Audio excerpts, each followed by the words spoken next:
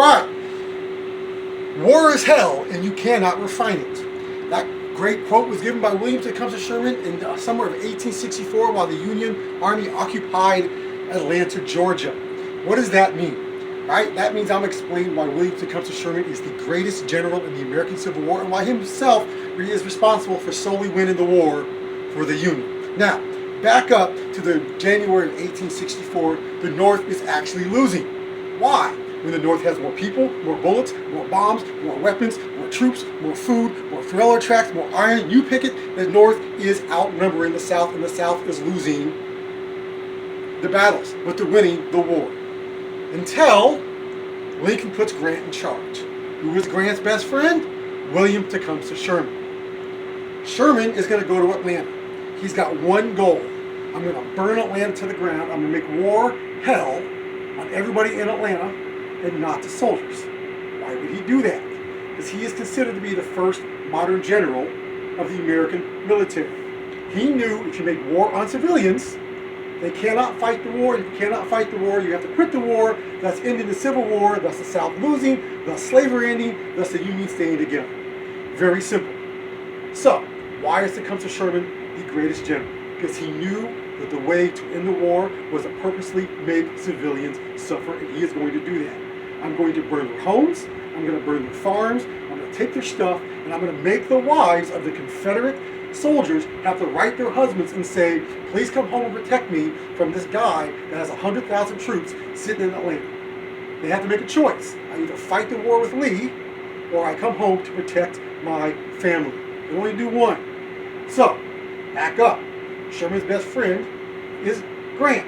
Grant is going after Lee in Virginia. Lee starts losing soldiers because they start abandoning his army to go home to protect themselves from Sherman. Okay? Sherman is going to burn Atlanta to the ground on purpose. He's going to make it so psychologically horrible that they're going to want to not to fight this war.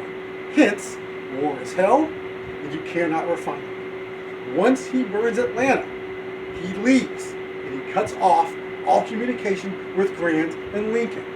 Why? Because the South cannot know where he is going. It's psychological. If he's going to go north and chase John Bell Hood into Tennessee, they don't know.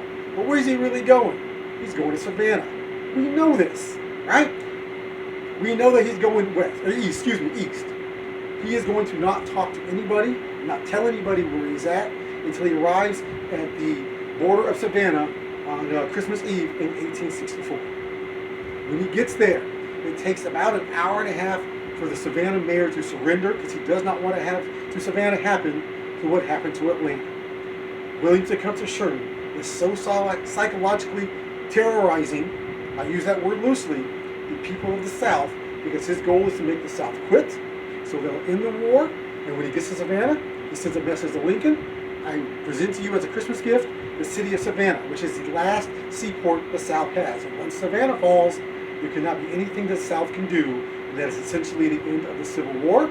And 5 months later, Lee's going to surrender to Grant at Appomattox Courthouse on April 9th, 1865. So why is Sherman considered the best? In my opinion, it's because he did not care about anything but ending the war. And that's all that he was about. End the war, save the Union, end slavery, and go on and make this country great again. Do you say